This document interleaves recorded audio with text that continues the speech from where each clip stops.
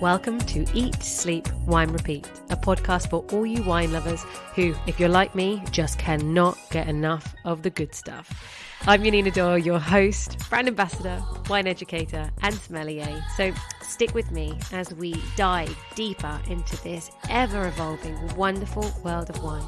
And wherever you are listening to this, cheers to you. Hello, wine friends, and welcome back to part 2 with Philip Cox of Cramele Recas. We will be continuing our journey into Romanian wine, and trust me, this episode is jam-packed. So, we will be touching on Fetească Neagră. So this is the red grape variety of Romania and is the flagship. So you're going to learn all about that. We will be talking about orange wines and how they're made. And can I just make a point? We do discuss some food pairings for Philip's orange wine. After recording, I got a green and black's organic dark chocolate with ginger and orange, and I paired it with the orange wine. Now, this orange wine is dry, but my God, it was an amazing pairing, seriously. And of course, the synergy of both of the products being organic was quite nice as well. So try that. I loved it. And talking of organics, we will talk about how do you get organic certification and actually some of the complications that perhaps you haven't even thought about once the wine leaves the winery. So Philip will be educating us on that. We'll be discussing the glass bottle crisis, and actually you'll understand how glass factories genuinely work and what the problems are, and we'll look at it from a much more of a sustainability angle, and then Philip's bright idea to combat this. Now, you can't talk about wine without winemakers, so we will be chatting a little bit about the romance in the winery. I shall leave it there. And incredibly affordable Pinot Noir. That is a topic that comes up along with the other grape varieties that perhaps you should be looking for when you see Romania on the label. Now, don't forget, there is a transcript. Go to the show notes, and at the top, there'll be a link to download. This is, I'm afraid, the last episode of the year. So may I ask you all, if you have been enjoying this podcast, please do leave me a review on Apple Podcasts or some ratings on Spotify. You taking just a few minutes to write or rate tells all those wonderful algorithms that this podcast is actually interesting and gets shown to more people. So that will be a fantastic Christmas gift for me. Now, enough rambling. Let's go over to the episode with Philip now. Enjoy. Now, talking about wine packaging, let's talk about the wine packaging crisis, because there is one. It's really bad. Mm-hmm. And a lot of wineries are stressing out like crazy because, where the hell do you get your glass from? Where do you get your cardboard from? What the prices of... I mean, let's talk about that for a second. How much have glass bottle prices gone up for you in the last year or so? They've more than doubled. And that's quite significant because the bottle is the most expensive bit of the packaging. Mm-hmm. It's always the most expensive bit, and they've doubled. So probably means about 20p a bottle shelf price difference just from the cost of the bottle. But then the labels have gone up as well. The cardboard boxes have gone up. Screw caps, they're made from aluminium. Anything which uses a lot of electricity or energy to make has gone up a lot. So glass uses a huge amount. Yes. And screw caps too. The corks have gone up. There's apparently a cork crisis as well, which I didn't know about until quite recently. The drought has affected the amount of cork that's made. So it's not good. It's all going up, and I think it crystallizes a problem that existed anyway. With glass bottles are not good for the environment either. They are not good. No, people not think at all. They are, because other kinds of packaging, aluminium and plastic, have gotten a lot of bad publicity. Actually, glass is much worse. Glass is the biggest contributor to greenhouse gases for the wine industry. It's about a third of all the greenhouse gases is just from the glass bottles. Yeah, I mean, it's a really, really big thing. And I mean, there's a lot of campaigning. There's a letter, interestingly, I don't know if you know. Yeah, I saw that. There's a group of producers that do different alternative packaging. And they've sent a letter to the government saying, look, we want you to do something about this. Perhaps make the taxes less, make it advantageous for wine producers to use different packaging so that we can stop doing glass. Because it's a real difficult one, because when we're used to glass, the sophistication of glass, it's like people feel like, oh no, I don't want something, bag in box, or I don't want something in a carton, or I don't want this. Cans. Yeah, well, of course, but then thankfully, people are really showcasing the quality of the wine that are in these different packaging. And the majority of wine gets drunk within the first few years. I don't know what the percentage is now. Is it 80% of wine? It could be even more. I think it's more than 80%, yeah. I've seen a statistic that like 65% gets drunk in the first week from when people buy it. Yeah, it's really true. And it's over 80% which gets drunk in the first year. So yeah, exactly. Most of it is not held back to age. And so I found it fascinating, what you came up with and what you showed us. Can you tell everyone listening your potential idea to combat this glass wine packaging crisis? Well, we've been looking at energy anyway for a long time, because we've been doing our carbon neutral certification. So we've been working on that for a couple of years. And we very quickly found out that the real problem is the glass. So we've been looking at lots of different solutions. We looked at cans, and we do have bag-in boxes. Bag-in boxes are great, but they defect with the problem they have is a little bit short lifespan. So the tap on them, after about 9 months, it starts to let in air into the wine, which is not good. It's fine for restaurants where you can get through it fairly quickly. But if it's a bit short for our industry. People don't understand that wine needs to be rotated. It's a living product, and you can't keep it sort of forever. Not all wines, and especially not in bag-in boxes. So we've been looking. The thing that I find the most optimistic and most potentially good is these. We call them recycled PET, multi-barrier PET, or something like that. It's a kind of plastic which is it's recycled plastic. Yep. So it's good because it's taking plastic out of the environment. They literally fish them out of rivers and the sea and stuff. So it's recycled plastic. And it has like a layer inside which prevents oxygen transfer, so no air getting into the wine. And it's good for at least a couple of years, which I think is enough for most day-to-day wines. And the really cool thing about it, from my point of view, is several aspects. Obviously, it's about 3 times less carbon footprint than a glass bottle during the production phase of it. So it uses much lower temperatures, much easier to make in a short time. Glass factories obviously have to melt sand. So they're running at like 1,500 centigrade non-stop every day, all year, day and night. They use a shed load of energy to make them. They can't actually stop glass factories. When they're making bottles, they have to keep going for like 5 years, and then when they stop them, they have to destroy them. They solidify it, and they have to break them into bits and build a new one. Okay. So it's a very odd industry. Glass. I mean, I love glass. It's beautiful, and I like how it looks. But it creates a lot of. It uses a heap of energy, and then that's just during the production, and then it uses even more energy getting to the consumer. So it's heavy. We can only fill the trucks that we send of wine to people about 60% because of the weight of it. It's so heavy. All European roads have weight limits. You can't actually fill up the trucks. So they're going like 1/3 empty, using up all that diesel and fuel, and then ships and trains. It's all the same. It's transporting a lot of, wasting a lot of space. Yeah, of course. So plastic bottles are 10 times lighter. They're 50 grams compared to 500 grams for a standard glass bottle. So they use about 10 times less carbon during transport, and then after people have drunk them as well, they still need to be taken somewhere, recycled. Even recycled glass uses a lot of energy and fuel to be lugged around, crushed up, and it's just heavy. It's heavy. It's beautiful, but it's heavy. Yeah. So these plastic bottles are much better ecologically. And then the other advantage I think I see them is that we as an industry, we have to get people looking at alternative packaging. Yeah. people are very conservative. They like how bottles of wine look and expect a bottle of wine to look like it does.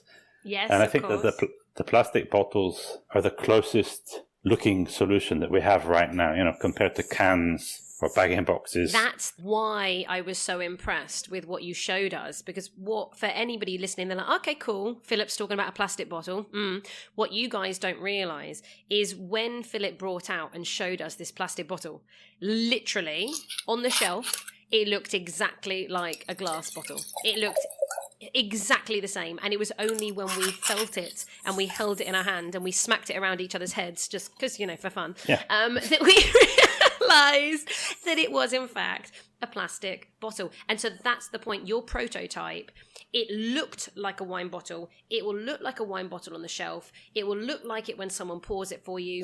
It's just when you hold it and you realise how light it is, and when you look in detail, then you realise it's plastic. So I think that is an amazing way to hopefully get enough people to shift across. And when people really do understand the impact, the CO2 and the advantages of what they're drinking from. Yeah, we have to tell people about the environmental aspects to it and sell that. It's good for wineries too, because we don't have to change our equipment to use them. It's like if we want to put wine in cans, I have to buy €1 million machine, which is a bit of a pain. Bag-in boxes €1 million, again. It's a little bit expensive, isn't it? And then it's good for other things too. I think it's good for a lot of things like festivals, concerts, outdoor events. Obviously, airplanes and the travel industry. I think I see a lot of uses for it. I think it's a good way to go. We're trying. We'll see. But the other problem is, apart from the ecological problem, is that literally the problem with glass has gotten so serious that a lot of wineries can't actually get bottles at all. Yeah. So, and if the energy situation gets worse, like if we have a tough winter and the war gets worse and the situation with the gas supply gets worse, literally a lot of glass factories might close. Some have already closed because of the costs. It's just too expensive. Yeah. So I'm glad I have a plan B just in case all the glass factories shut. We've got to a point where there's not enough glass in Europe or around the world, and it's very, very close to being a complete disaster. Well, I kind of hope that you do get forced into Plan B, and I hope that others do as well, because then we could really make a difference. That's but we'll see, won't we? We'll see what happens we'll see. over the winter. In the meantime, yes. Anyway, wine. Back to wine. Back to wine. Sorry. Don't say sorry. That was really interesting. I ramble on about environmental things if you get me going. You haven't sworn once yet. You've been very well behaved. I'm trying. But unfortunately, it might all fall apart right now, because I'm going to take you to the orange natural wine, which you were telling me does cause you to say a few F words and such like, right? I've had a sort of bipolar relationship with the natural wine community. I have to say about natural wines, it's counterintuitive for people that you saw our winery is very modern. We make wine in the sort of latest way according to our winemakers. They get a lot of research, and they're always changing, updating how we make our wines. We work with the guys at the Australian Wine Research Institute. We have a lot of friends down there. They're always coming up with new stuff. Orange wine is like going back to the past. It's like how people made wine in the past. I guess it's like people that are enthusiastic about steam trains and stuff. And you can take two views. Most winemakers will say, that's bullshit. Like, why should we go back and do something like in the past, which has been proven to not bring the best out of a wine? Scientifically, that's what they will say. I say, there are people that like steam trains, so you can't write those people off. If people want to drink this kind of wine, then I think it's worth trying to make it for them. Yeah. What I don't like is a lot of orange wine. So where I got into disputes with some of the journalists and people that deal with natural wines, they're like a cult. They as if every other wine is dirty. Well, yeah. That's the biggest problem is that they make a lot of statements which assume and portray all of the wines as not being natural, which I don't think is true. And also, they try and cover up a lot of wines that have like evident defects, and praise them and say that's how they're supposed to be. I never thought that a wine should have defects, it just shouldn't. Of course. You're selling something, it's a food product, a drink, it should taste nice and it shouldn't have defects. Yes. So I've seen that people are interested in it. There's a market for it. There are people that want wine with no additives. So for anyone that doesn't know already, my definition of natural wines is that it has no added sulfur. It's made from organic grapes, has no other additives, no fining, no yeasts. It's just literally grapes. And then the orange part of it is to do with macerating the grapes on the skins. Yes. It's a very tricky type of wine to make. The sulfur in the wine is not, my opinion, a dangerous chemical. Well, it is dangerous if you get into a room and try and breathe it. In stupidly high quantities, it's dangerous. Not in a bottle of wine. Exactly. The amount we put into wine is not dangerous in any way, and it doesn't give you headaches and stuff. That's all bullshit. Yeah. So there you go. Spoiler alert. Starting to swear. Carry on. Come on, Philip. You can do it. Get those boxing gloves on. Right, carry on. So I gave our winemakers the job. I said, look, we can sell this kind of wine. We have organic grapes here. Let's try it, but make it, defect-free. And it's still an orange wine, so it still has that character which comes from fermenting the white grapes on their skins. So it's made very similar to a red wine, but using white grapes. So it does have that texture, and it has a different character to white wine, but I think it's a nice character. If you taste it, it's sort of nutty, and it's quite textural. It's not one of these fruit bomb aromatic wines, because the fermentation process we use on it cuts out a lot of the fruit from being fermented on the skins, and also the not having any cultured yeasts also reduces a bit from the fruitiness. I think the wild yeasts are a bit more crazy, but you have other flavors that I think compensate for that if you can keep it in the wine without messing it up. So that's why I had a lot of disputes with the natural wine writers and Twitter followers and stuff, because they say that you can't do it in a big winery. It's just wrong doing it in a big winery because it's supposed to be artisanal. But it is. Are you ruining the system, Philip? We're messing up the system, and I think the main thing that they didn't like is that our orange wines are like half the price of all the other orange wines. And they're really good. And okay, so let me introduce this wine. First of all, it's actually called Orange Natural Wine. That is what it says on the label. This is the name of the wine. So 2021, everyone. It is a blend of Riesling, Muscat, Otonel, and Sauvignon Blanc. So we're really mixing that beautiful aromatics and high acidity fresh varieties together. And what is amazing about this is I don't really like orange wine. And I think many people don't like orange wine because it's generally served cooler. It's got the aromatics of a white wine because you're using white grapes, but you are keeping it in contact with the skins, so it's more robust, it's got more tannins, it's more grippiness, maybe more bitterness, and it can be quite hard to pair with food because you're like, what is it? Is it a red wine or a white wine? So generally for me, they're not my go-to.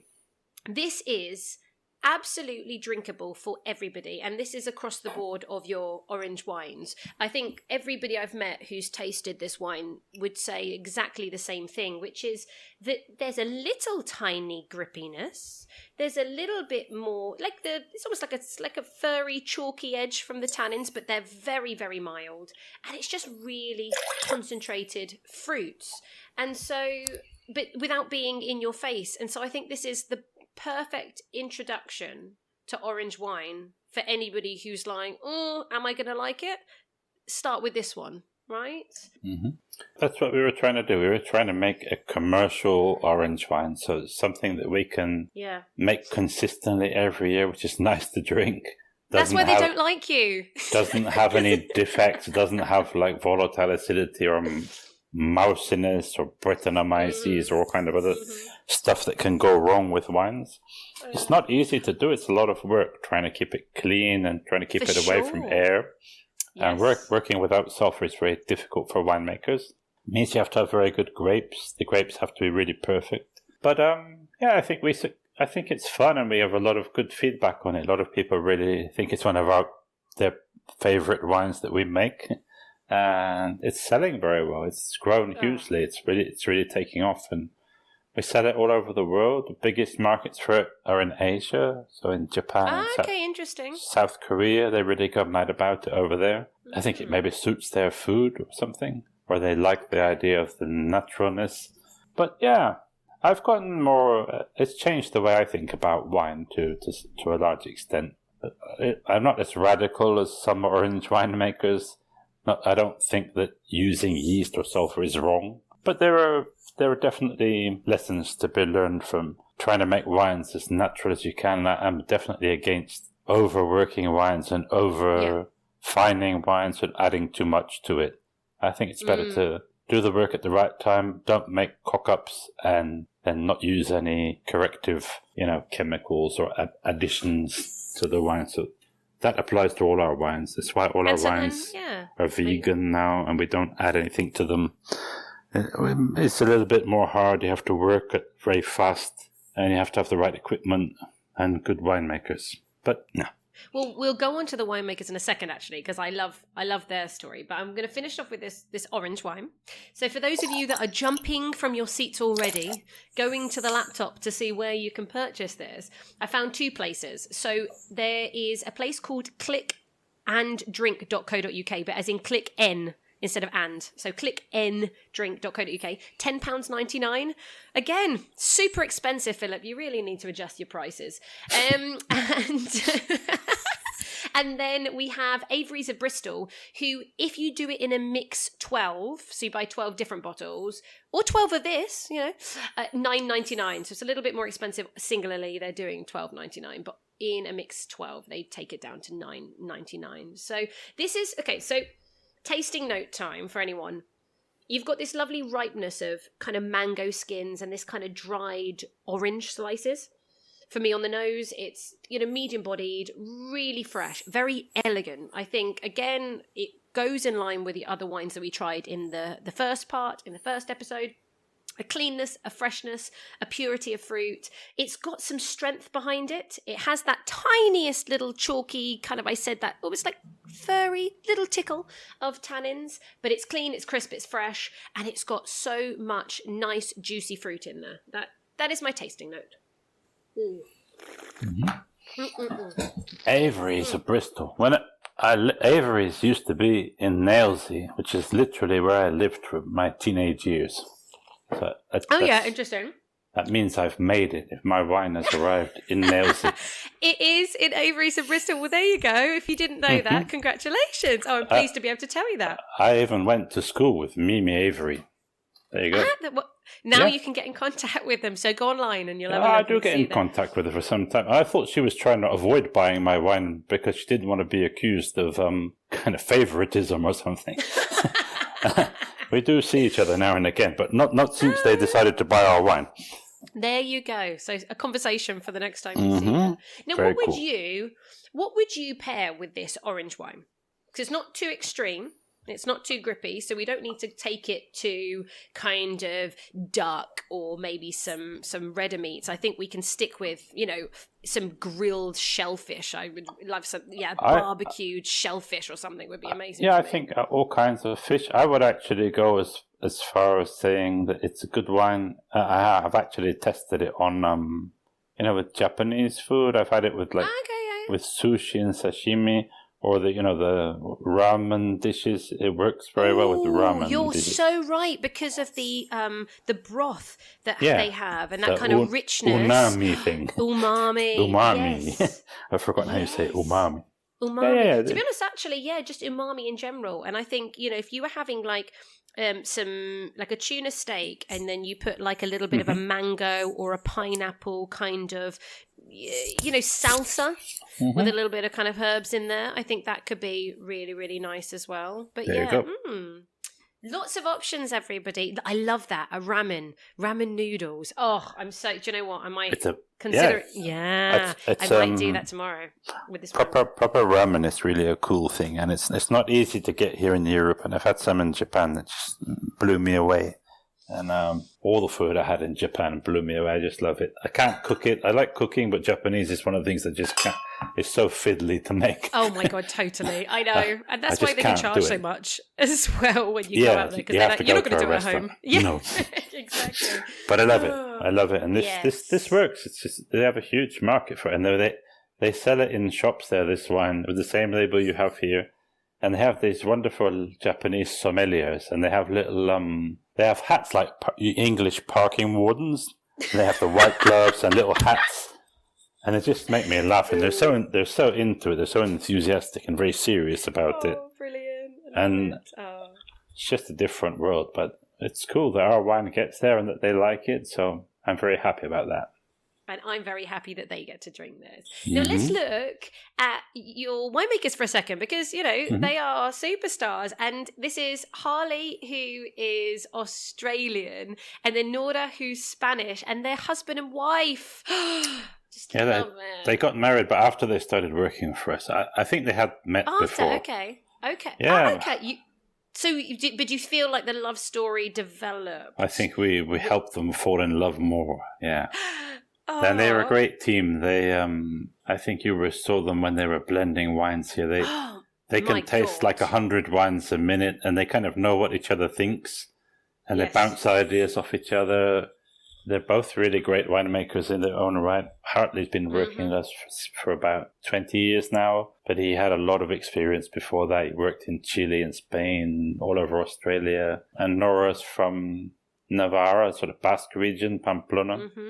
And she had a lot of experience. She worked in Bordeaux and all over Spain. And now they work in the winter. They go back and work in Australia, which I think is really good for us because they get a lot of new things which are developing. The wine technology is changing all the time. People think it's a really stuffy industry, but the way we make wines now is totally different to what we were doing 5-10 years ago. It's always changing.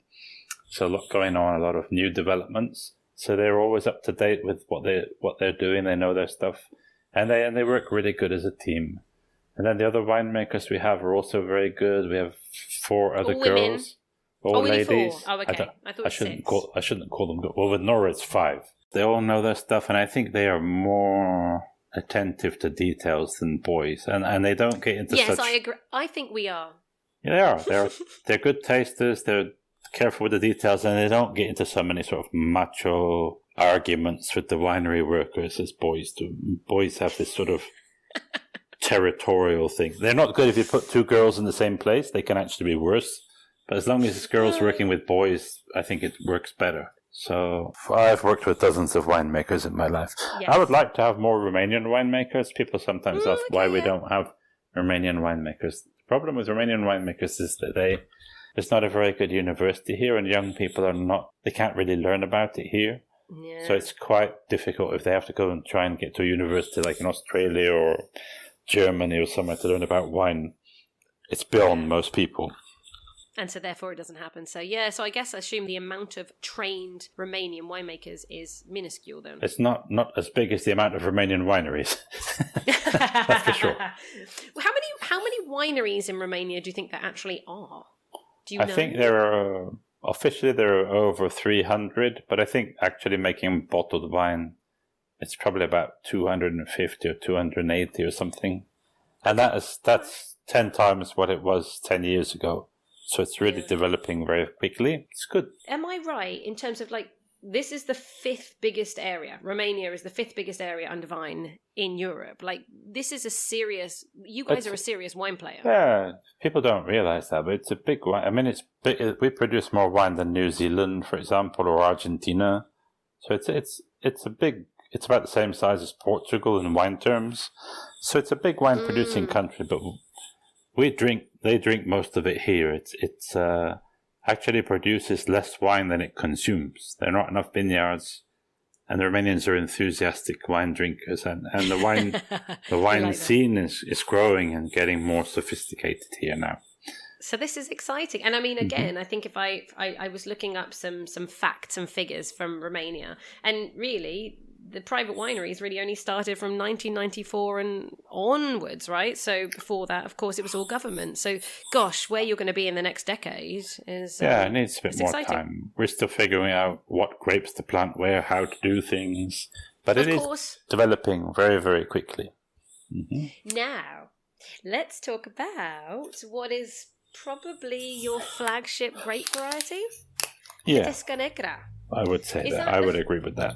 Flagship? Yeah, okay. Yeah. So, beautiful red wine. Oh, do you know what? I've just spilt it all over the table. Everybody, no matter how many years you're in the wine industry, sometimes you can't get the wine to your lips. Sometimes you can't get the wine from the bottle into the glass. Do you know I've done it again? Do you know? I'm blaming it.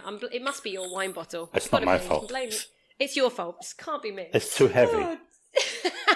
If only it was in a plastic bottle. We'll send you a plastic one next time, yeah, just to be safer. Actually, can you give me one that's childproof? You can drop them, you can't break them. To be honest, there are lots of advantages, aren't there? Mm-hmm. Right, okay, I'm going to tidy up my mess. Now tell me about this grape variety. What is it like? Why is this the flagship? It's very old and it's very Romanian. We believe it to be at least 2,000 years old. It came from the east of the country, the Romanian part of the region of Moldova, which was an independent kingdom for a long time. It's been around for a long time. Anything which has been around that for long is around for a reason, because a lot of grape varieties come and go, people give up on them. But when you have one that's been around that long, you know that it must have something good about it, otherwise people wouldn't bother.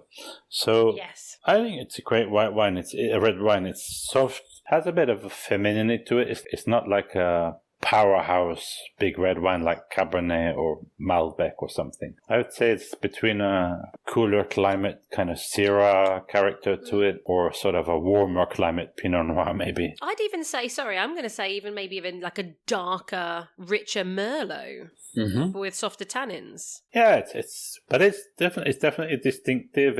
When it's good, it should have be very soft and juicy. Some people try and make it a little bit over-extracted and try and make it darker. I don't like that. I think it should have elegance. It's an elegant variety. Soft fruits, I guess plums or something, plummy or dark fruits anyway. Mm-hmm. It should be just drinkable and fun. It has its own distinct aromas and flavors. It's different, and it belongs to us. So I think it's important for everybody here to grow it and use it as our flagship, like you said. It's not easy. It's quite a difficult variety to grow. It's quite inconsistent. Some years it can, if you let the yield get away, too much yield, too many grapes per vine, it can be a bit thin and a bit difficult to ripen. The sugar levels can get really, really high if you don't look after it as well, isn't it? That's very true.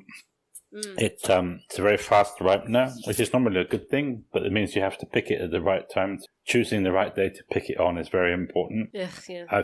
I've seen people in Romania that make sort of sweet ones because they let it get too ripe and then it doesn't ferment to dryness and becomes like a medium sweet wine or something. Yeah. So that's quite hard to get the right time. But if you get it on the right site where the soil is not too rich and you control the grapes properly and farm them properly, it's a really good wine, I think. And I think it has a lot of potential. We're still figuring it out, which are exactly the best spots to grow it on. Yeah. And I think we need to do more work on it. But definitely, to me, it's the Romanian variety with the most potential, for sure. And we're getting good feedback on it. This particular one is in the UK. They have it in virgin wines. Yes, they do. For £9.99, everyone. So get ready to remortgage your properties. Yeah, and it's been going well, and I think they're doing more. Actually, they're coming to see me next week, I think. So we'll see what they want. You're going to be busy year. again. Yeah, more visitors. But we're happy to have them here. And we're hoping to get some more into one of the posh English supermarkets for next year. But I can't tell you because it's not a done deal yet. But I will tell you when it's done. Well, this one is easily accessible for everyone to be able to get on Virgin Wines online. And let's talk about label quickly. So cute, so fun.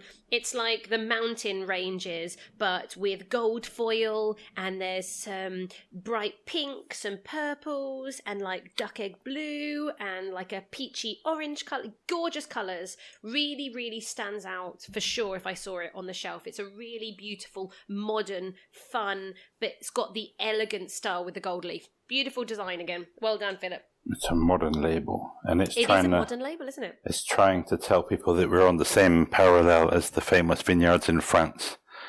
Ah, okay, there we go. That's the idea of it. We're on the 45th parallel here. I don't know what that means, I think our wines are way better than the French, so... Ugh, yeah, exactly. That DRC that's in Corny Exactly. and Barry. Like, meh. Well, I don't know what people are talking about. What's all the big deal? No, this is gorgeous. This is really... You get these lovely, it's really black plums. It's very cherry natured, but it's got this like forest fruits as well. There's something really autumnal about it. So it's got like a bit of a bramble edge. It's got something that tiny hint of maybe crushed leaves, but really the fruit is at the forefront. The tannins are super soft, really rounded, and it's just juicy. So if you like fruity, juicy, but with enough complexity where there's like a mixture of different flavors, I mean, this is highly gluggable. Yeah, and I think people that want to try something a bit different, go outside what they're used to, this is a good introduction to the variety at a good price. Oh, yeah. I think they do, I don't know how it works with Reggie, but I think they do like special offer boxes now and again where you can get it even cheaper than that. So, yeah.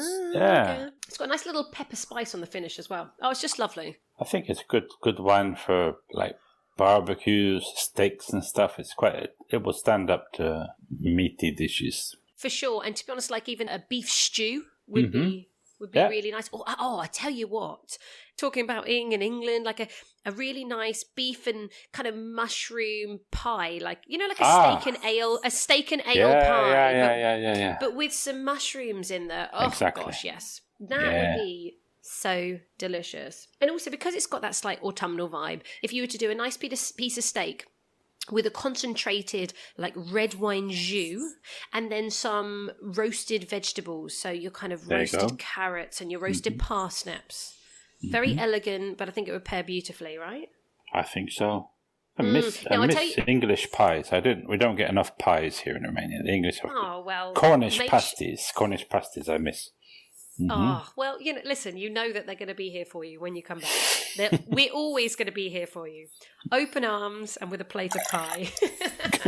Now, with fun fact, I don't know if this has changed and you want to give different information, but Caroline Gilby, Master of Wine, she said in 2021, there was 3,187 hectares planted of Fetească Neagră.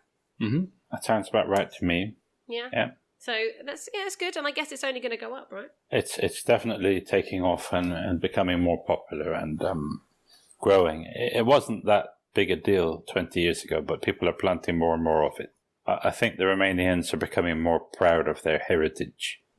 20 years ago, they were trying to copy French wines, but now they want to be more distinctly Romanian. And for you, where does this winery sit, Cramele Recas? We've obviously talked about this great variety now, Fetească Neagră.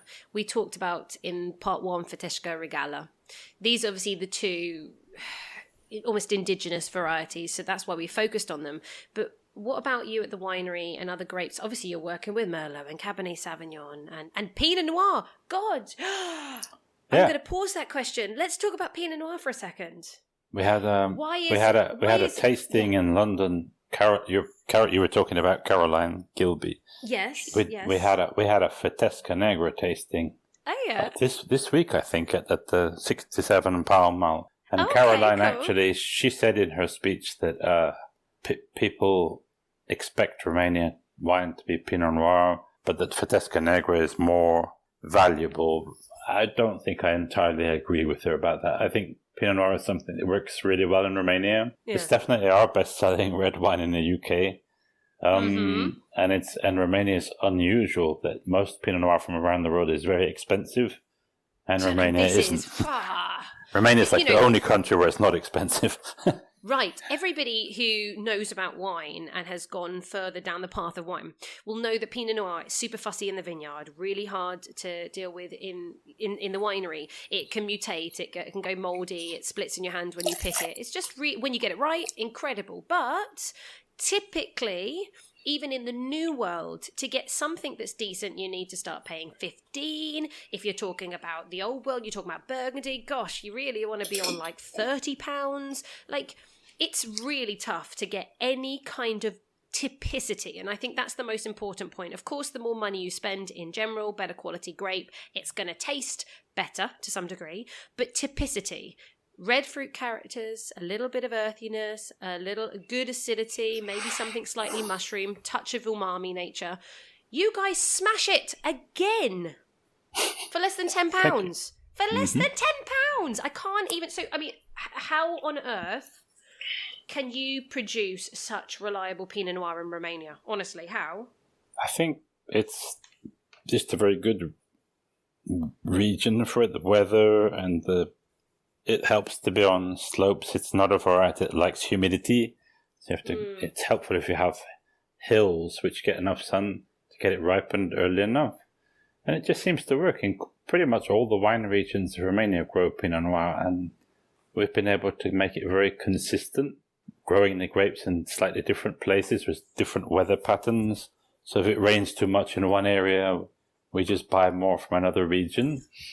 And we've been able to make a nice blend of it. We have quite a few around. We have one in Waitrose, which I think is a lot cheaper than you were saying, but it's just gone well. There's definitely one. I'm looking at my notes now from when I came to see you.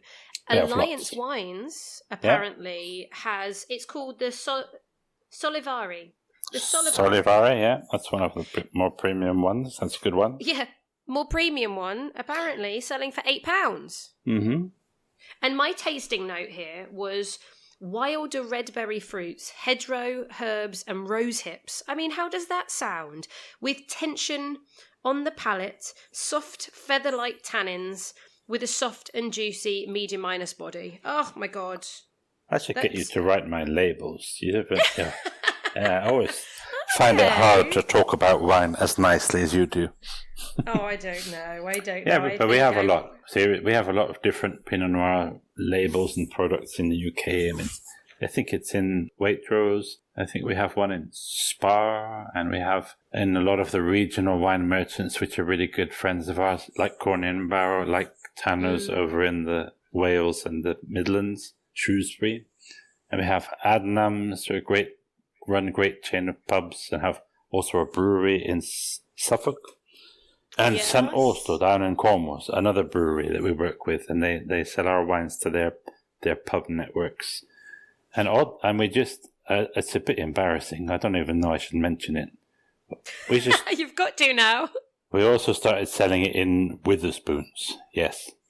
Okay. No, do you know what? I think the thing is that the nice thing is you do so many different wines, and so there are so many different wines available, whether it be in the supermarket, whether it be in Wetherspoons, on trade or off trade. And so people get to try a little something of yours wherever they are. I don't think that's a bad thing. It's all pushing the name of Romania.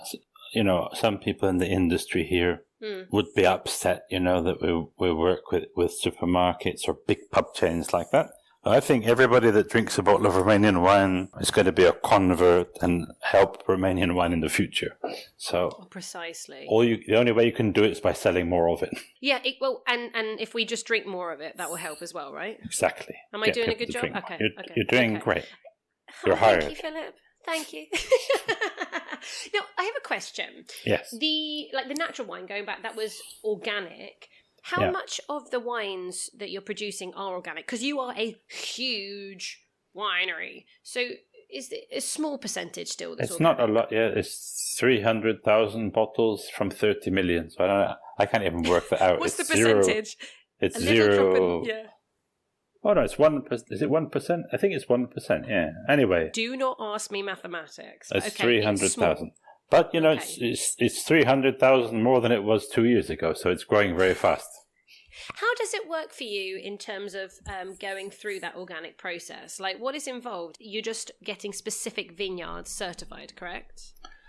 It's a complicated process to have a vineyard be organic. It's complicated all the way. So it means that they don't use any synthetic chemicals for spraying the vineyards. Mm-hmm. Most vineyards use specially developed chemicals to prevent mildews, especially, but also insects like spiders that eat the grapes and destroy the vines. Spiders, insects, mites, mildews, and funguses. And these are chemicals. Some of them are very simple, like copper sulfate, which occur naturally, and that's included for the organic farming too, because organic doesn't mean that people are spraying the vines with like tea or something. It means it's organic. It's a naturally occurring chemical, but it's still a chemical. And that's what people have used for hundreds of years. But now in the last 50 years, they've invented a range of more powerful, what we call synthetic chemicals, which are more developed they work in smaller quantities, and they prevent these funguses, or they prevent insects from attacking the vines.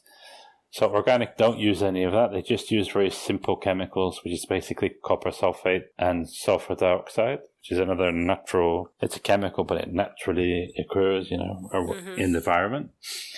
And they have to use that for a minimum of 3 years before they can get certified. So you have to farm with these simple chemicals for at least 3 or 4 years. And then you have to prove that to the certifying organization. And then you can call your grapes organic. And then in the winery, it has to be certified too. And our winery is certified. So it means you have to have a very careful traceability and quality control procedures. You don't mix up the organic wines with other wines. You have to have specific tanks for it. And then even going on to the people that buy it in the UK, since your wonderful Brexit, they've introduced a really complicated system for the organic wines, where even the people that sell it have to get more certified paperwork in England. Much more paperwork. Oh my God. They have to have a separate warehouse for it in England when they set the people that sell it. Really? And jump through a lot more hoops than they used to when we were part of Europe. So it's going to be it's a tough time for the organic wines sold in the UK. It's way more complicated. I mean, if you sell one organic wine, you do all the paperwork, you can sell more of them. But for a regular wine importer or shop or something, it's a pain in that. A pain. I won't say where it is. It's a pain. We're going to say a pain. We're going to say it was a pain in the arse. I was going to say that. Come on, you feel it. Come on, you can say it. You're allowed. I was trying to censor myself. Yeah, this is not a podcast for children, or at least I hope it's not. It's sad. Because, I mean, you would think they would want to be encouraging organic wines and more environmentally friendly wines. Although there is a bit of a debate to be had about whether organic actually is more environmentally friendly. I mean, there's still chemicals. I've kept quiet. Yes, exactly. I've kept quiet because there's an issue with my little earthworms. They don't like those chemicals. But anyway, I mean, we can only try. This is the point. There is a debate on everything. It's so difficult. We've all got to try our best. That's why I think regenerative farming is becoming such a big deal. Where people are just trying to look at how do we take care of our soil and our environment. But that's another podcast. That's a whole other podcast. Let's stop because we're never going to have time. So to finish up, going back to what I said about grapes, is there any other grapes that you are doing that you think are really excellent in Romania that people should be trying? It's going to disappoint you, I think, but I really strongly believe that Chardonnay grows really well here. And I am disappointed. We have I know that sounds boring. Boring, but if it's true, it's true. Okay. Mm-hmm. It seems to go very well in Romania, and we have one that we just started doing in Majestic, a Chardonnay, and it's really great. It's taking off.